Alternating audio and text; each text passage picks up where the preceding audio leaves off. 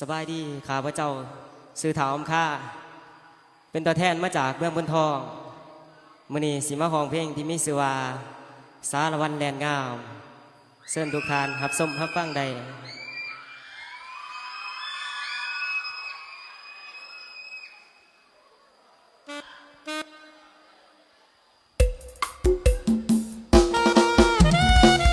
ลูกยอดได้เด้อ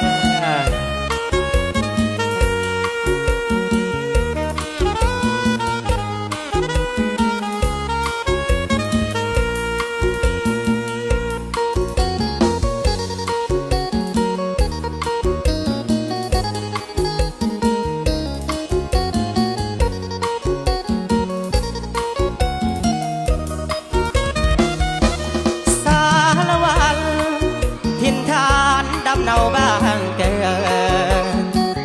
สวยงามล้ำเลิศบ่เกิดแห่งวัฒนธรรมเสลนได้ผ่านเอกอ้างคนสวยลาวันส่วนแขนงามปานเสกสรรอยู่คู่ควัน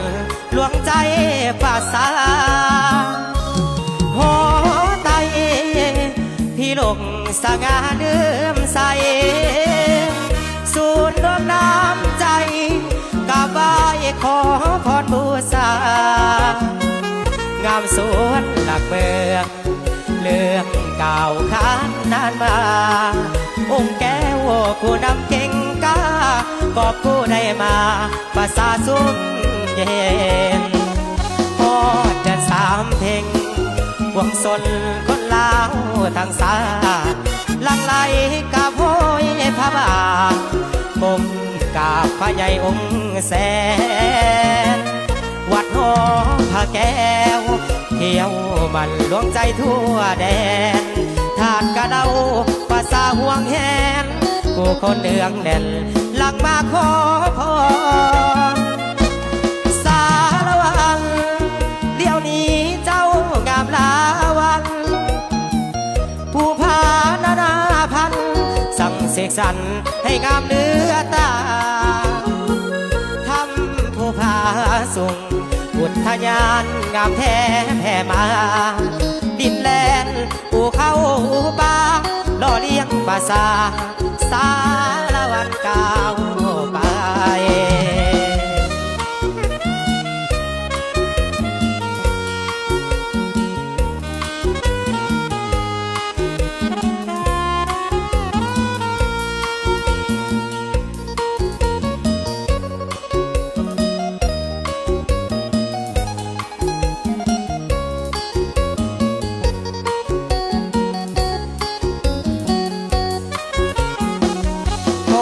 เดือนสามเพลง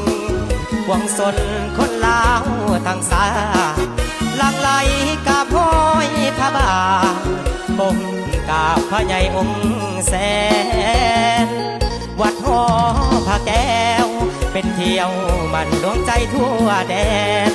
ถาดกระเดาภาษาห่วงแหนกูคนเนืองแน่นหลังมาขอพรสารวันเดี๋ยวนี้เจ้างามลาวันผู้พานานาพันสั่งเสกสรรให้งามเนื้อตา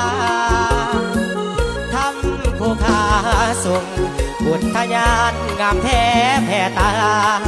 ดินแลนอู่เข้าบาล่อเลี้ยงภาษาสารวันก้าวไป